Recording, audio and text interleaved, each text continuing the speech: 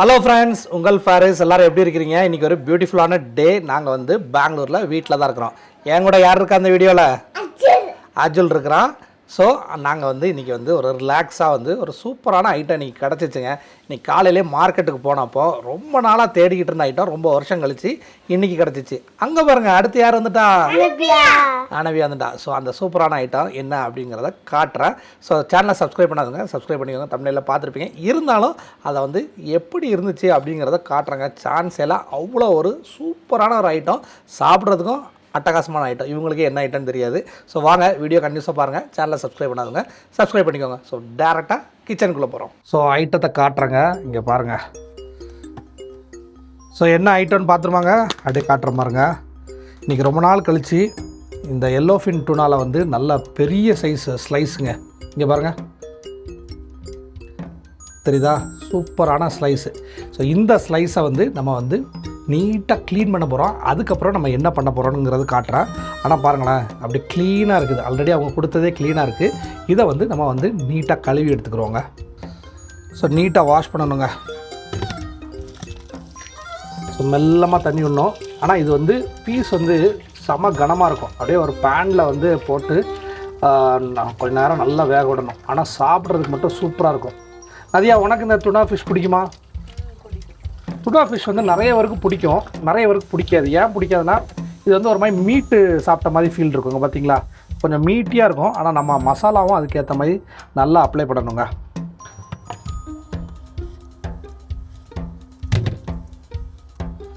So மொத்தமே வந்து ஒரு 3 ஸ்லைஸ் தான் வாங்கினுச்சு. 3 ஸ்லைஸே வந்து நல்லா பெரிய ஸ்லைஸ். கிட்டத்தட்ட ஒரு ஸ்லைஸே வந்து ஒரு 1/4 kg வெயிட்டுக்கிட்ட வந்துருச்சு. பார்த்தீங்களா எப்படி இருக்குன்ட்டு? கழுவுனதுக்கப்புறம் எப்படி இருக்குன்னதையா? இங்கே பாரு, ஃப்ரெஷ்ஷாக கிடச்சிச்சு. ஆனால் யூஸ்வலாக நமக்கு வந்து பெங்களூரில் வந்து இந்த மாதிரி பெரிய சைஸ் டுனா ஃபிஷ்ஷு ஈஸியாக கிடைக்காது.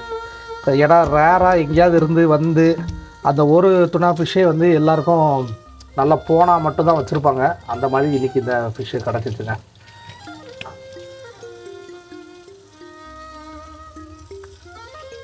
ஓடிட்டு பார்த்தீங்களா, வாஷ் பண்ண அப்புறம் எவ்வளோ அழகாக இருக்குது.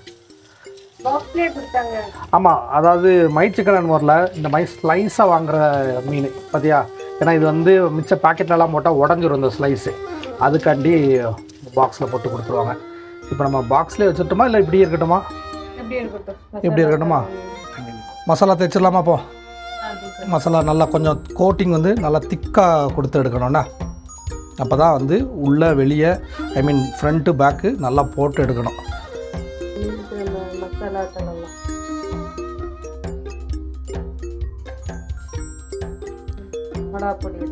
வத்தத்தூள் பாருங்க.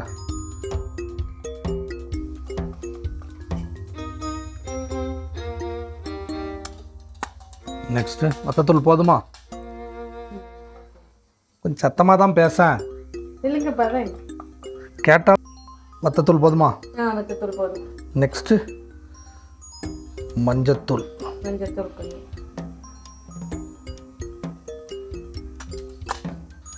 ஸோ வத்தத்தூள் போட்டாச்சு. அப்புறம் மஞ்சத்தூள். Next pepper powder.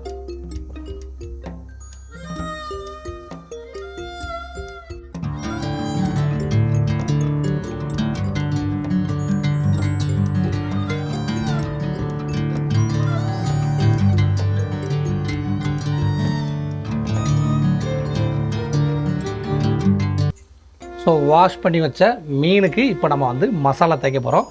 மசாலா எல்லாமே ரெடி ஆகிடுச்சுங்க. எனக்கு இதை எப்பண்டா தேய்ச்சி அதை வந்து நல்லா ஃபுல் கோட்டிங்கோட பார்ப்போம் அப்படின்ட்டு ஆசையாக இருக்குதுங்க.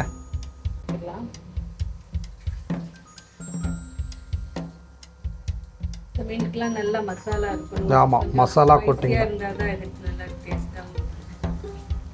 நல்லா ஃபுல்லாக எல்லா பக்கமும் தேய்ச்சிரு. பார்த்தீங்களா சைஸ் வந்து? அதான் இது வந்து நான் சொன்னேன்ல, ஒரு பீஸே வந்து 1/4 கிலோ கிட்ட வருது. இது வந்து டுனா ஃபிஷ்லேயுமே வந்து எல்லோ ஃபின் டுனா. சில வீடியோலலாம் பார்த்துருப்பேன், இந்த ஃபாரின்லலாம் பெரிய மீனாக கட்டுவாங்க. அது வந்து இதோட டன் கணக்கில் இருக்கும் அந்த மீன். இதெல்லாம் ஒரு பீஸாக பொரிச்சாலே ஒரு 2 பேரும் நல்லா சாப்பிட்றலாம். ஆமாம், இதை கட் பண்ணியுமே நம்ம வாங்கி பொரிக்கனாலும் பொரிக்கலாம். சரி, ஆனால் வந்து நமக்கு வந்து ஃபுல்லாக இன்றைக்கி பொரித்து பார்க்கணும் அப்படிங்கிறது தான்.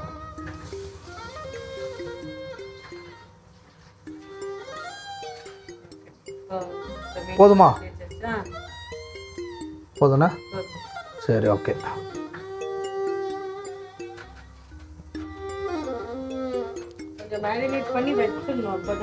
ஃப்ரிட்ஜில் வேணால் ஜுருமானம்மா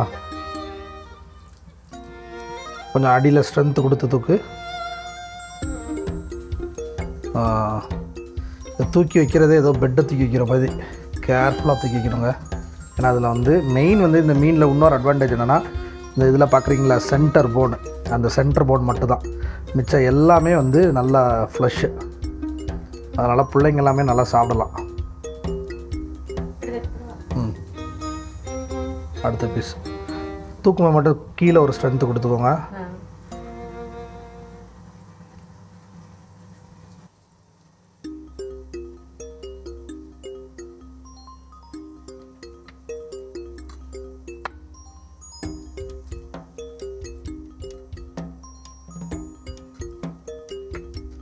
உனக்கு எப்படி தேய்க்க எப்படி ஈஸியாக இருக்கா? அதான் அதான் மீனுக்கு மசாஜ் பண்ணி விட்ட மாதிரி நதியாக வந்து தேய்ச்சிக்கிட்டு இருக்கிறேன். அவ்வளோதான். தூக்கி போடும்போது மட்டும் கொஞ்சம் கேர்ஃபுல்லாக பிய்யாமல் போடணும். ஏன்னா அது ஒரு 4 கண்ணு மாதிரி தானே இருக்குது, இந்த ஷியர் ஃபிஷ்ஷில் இருக்கிற மாதிரி, சீலா மீனில் இருக்கிற மாதிரி. ஆஹா பிய்யுது. 2 கை எடுத்துக்கோ, எப்படியும் 2 கை மசாலா இட்டு. அதான் இந்த தூக்கி போட்டு அதை செட் பண்ணுறதாங்க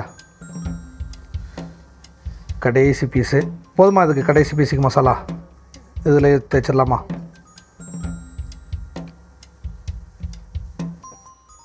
லாஸ்ட் பீஸு தூக்கி வைக்க போறியா இல்லை அந்த தட்டிலே வேணால் இருக்கட்டுமே? உடையாமல் இருக்கும். இதுவும் ஒன்றுக்கு மேலே வைக்க வேண்டியது இருக்குல்ல, அது வேணால் அதிலே இருக்கட்டும். ஸோ இதில் வந்து நாங்கள் 2 பீஸ் எடுத்து வச்சாச்சு. இதில் வந்து லாஸ்ட் பீஸு, லாஸ்ட்டாக நம்ம தட்டை கழுவும் அதை கழுவிக்கலாம். இதிலே இருக்கட்டும். பார்த்தீங்களா, இந்த தட்டே நல்லா பெரிய சைஸ் தட்டு. நான் வேறு நல்லா ஜூம்லேயே காட்டி வச்சு உங்களுக்கு க்ளோஸாக காட்டுற பாருங்க. அப்படியே பார்க்கும் போதே நாக்கு வருதுங்க. நல்லா ஊறட்டும், அதுக்கப்புறம் நம்ம வந்து பொரிக்கலாம். A few moments later. So நம்ம மசால் தேய்ச்சி வச்ச மீனை வந்து இப்போ பொரிச்சிடலாங்க. அங்கே பாருங்கள், காட்டுறேன். மீன் பாருங்கள், நல்லா அப்படியே பாருங்கள், மசாலா அப்படியே நல்லா வந்து ஃப்ரிட்ஜில் வச்சனால மீனும் இல்லை, இந்த மசாலாவும் ஊறி இருக்கும். இந்த பேஸ்ட் மாதிரி நம்ம அப்ளை பண்ணோம் பார்த்திங்களா, சூப்பராக இருக்குது. வாங்குங்க அப்படியே நம்ம வந்து பொரிச்சிடலாம். பொரிக்கிறதுக்கு ரெடி பண்ணிடலாம். நான் பொரிக்கலை, நான் காட்டுறேன். அப்படியே பேனில் எடுத்து வச்சுட்டு, இந்த பேனா? ஸோ இந்த பேனில் தான் நம்ம வந்து இப்போது பொரிக்க போகிறோங்க. ஸோ பேன் வச்சாச்சுங்க. எண்ணெய் கொதித்த பிறகு ஸோ மீனை வந்து பொரிச்சிட வேண்டியதான். எண்ணெய் சூடாயிட்டா? எண்ணெய் நல்லாவே சூடாயிட்டு அப்படியே மெல்ல தூக்கி போடு.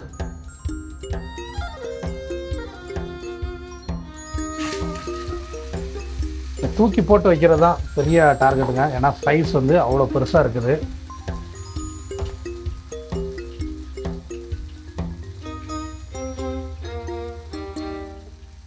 கருவேப்பிலையா?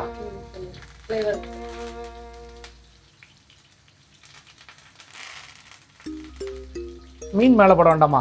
இப்படியே போட்டாலே போதுமா? சரி, ஓகே. இது ஒரு பீஸ் பொரிக்கிறதுக்கே ரொம்ப நேரம் ஆயிருமோ? நல்லா வேகணும்னா எப்படி ஒரு தடவை திருப்பி போட்டால் போதுமா?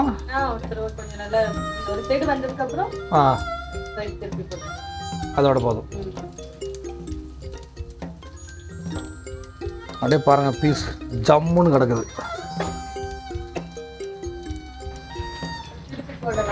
நதியா மெல்லாமல் இப்போ திருப்பி போட போகிற பாருங்கள். இதுதான் இந்த பெரிய சைஸ் மீனில் ஒரு சேலஞ்சுங்க. ஆஹா, ஆனால் நல்லா குக்காக ஆரம்பிச்சுட்டு பாருங்க, தெரியுதா? அந்த டெக்ஸ்சர்லாம் மாறி ரொம்ப அழகாக இருக்குங்க.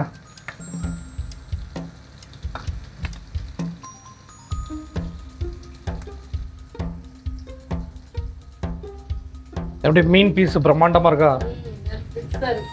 செம பெருசாக இருக்குது. ஆனால் இது எப்போமா தான் இந்த மாதிரி கிடைக்கும். மிச்ச ஊரில் வேணால் கிடைக்கலாம், கடல் உள்ள ஊரில். பட் இங்கே நமக்கு வந்து எப்போமா தாங்க இந்த சைஸில் கிடைக்கும். அது கிடச்சனால மெயினாக தான் இன்றைக்கி வாங்கினது. சரி, ஏன்னா பீஸ் சரி, ஏன்னா பீஸ் வேறு திக்காக இருக்கா, இன்னும் ஒரு தடவை ஃப்ரை பண்ணோம்னா கரெக்டாயிரும்.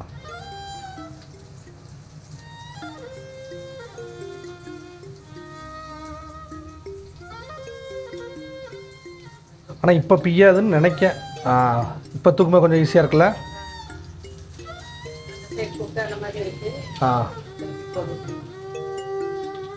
அப்படியே மெல்லமாக திருப்பி போடு.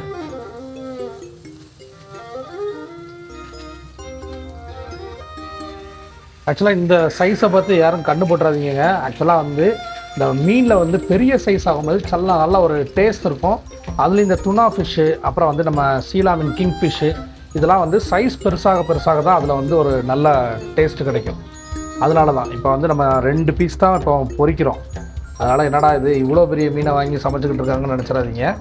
அப்போ தான் வந்து அதோட டேஸ்ட்டு. ஆக்சுவலாக நான் இன்றைக்கி கடைக்கு போன உடனே வந்து இந்த சைஸ் மீனை பார்த்த உடனே சரி எப்படியாவது ஒரு 2-3 பீஸு ஸ்லைஸ் வாங்கிடுவோம் அப்படின்ட்டு தான் இன்றைக்கி வாங்கினது. உனக்கு சூரோ மீன் இந்த டுனா ஃபிஷ் நல்லா சமைச்சு சாப்பிட பிடிக்குமா? டுனா ஃபிஷ் எனக்கு அவ்வளவா பெரிய இன்ட்ரெஸ்ட் இல்லை. ஏன்னா அது கொஞ்சம் மீட்டாக இருக்கும். வந்து ஜாஸ்தியாக இருக்கும். அதான் மீட்டை மாதிரி நல்லா விரும்பி சாப்பிட்றவங்களுக்கு வந்து இது ஒரு சூப்பர் ஃபிஷ்ங்க. ஆனால் டுனா ஃபிஷ் தான் ஹைலி ப்ரோட்டீன். ஆமாம், ரொம்ப குக் ஆகிடுச்சுன்னு நினைக்கிறேன். எடுக்கவே போறியா? இன்னொரு தடவை திருப்பி போட்டு பார்த்துட்டு எடுக்கக்கூடாது? இன்னும் ஒன்ஸு அப்படின்னா தெரிஞ்சிடும்ல. பிய்யாமல் வந்துட்டுனாலே நல்லா குக் ஆகிட்டுன்னு ஆயிரும்.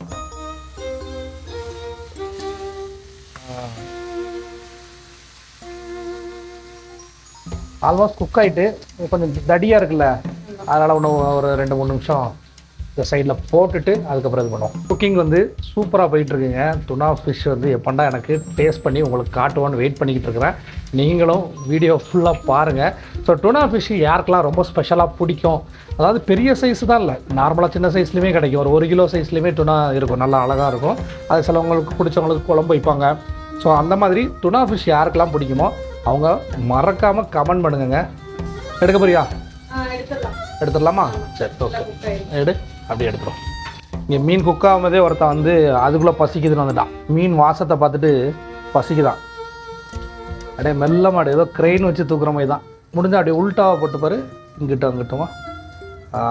அந்த சைடு சூப்பராக இருக்குது பாரு. ஆஹா, நல்லா இருக்குல்ல? போட்டுறேன். அவ்வளோதாங்க, டுனா ஃபிஷ் வந்து சூப்பராக பொரிச்சு எடுத்தாச்சு. தெரியுதா? நல்லா ரோஸ்டாக இருக்குது. அப்படியே அடுத்த பீஸ் எடுத்து போட்டுறியா? என்ன போதுமானு பார்த்துக்கோ. லைட்டாக புகை வருது, என்ன வேணும்னா கொஞ்சம் ஊற்றிக்கோ. அந்த இதை வச்சே கூட தூக்கிக்கலாம். கைட்டே எடுத்து போட்டுறியா?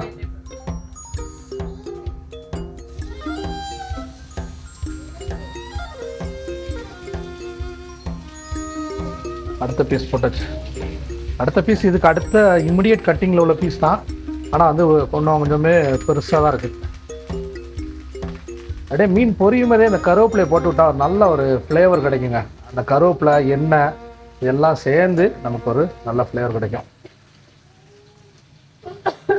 இந்த புகடிக்குதா?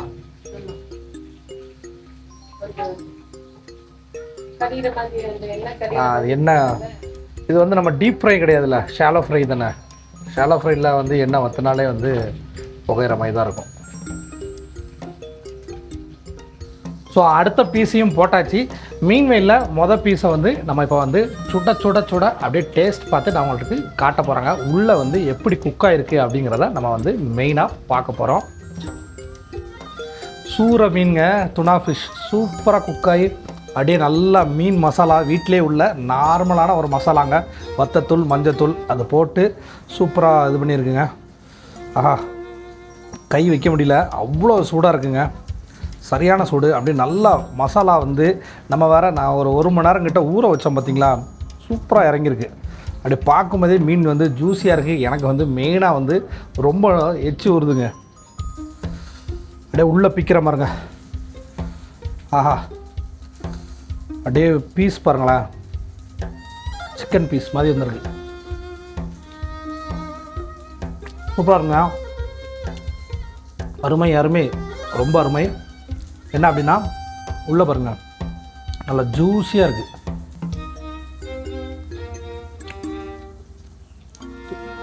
சரிதா? பீஸ் வந்து அப்படியே லட்டு லட்டாக கலருது. அப்படி ஒரு பீஸ் எடுத்து அப்படியே மவுத் ஃபுல்லாக படணுங்க. அதாவது இந்த டுனா ஃபிஷ்லாம் வந்து சாப்பிட்டா இப்படி சாப்பிடணும். சூப்பராக இருக்குங்க. மசாலாவோட சாப்பிட்றதுக்கு நல்லா இருக்குது. இந்த பாருங்கள் அந்த கருவேப்பிலை எல்லாமே இதில் கிடக்குது பாருங்கள், மீனில் லைட்டாக ஒட்டி. அதோடு எடுத்து சாப்பிட போகிறேன்.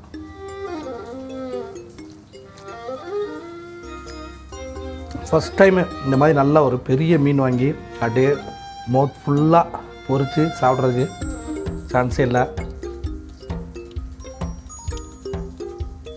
சூப்பராக இருக்கும்.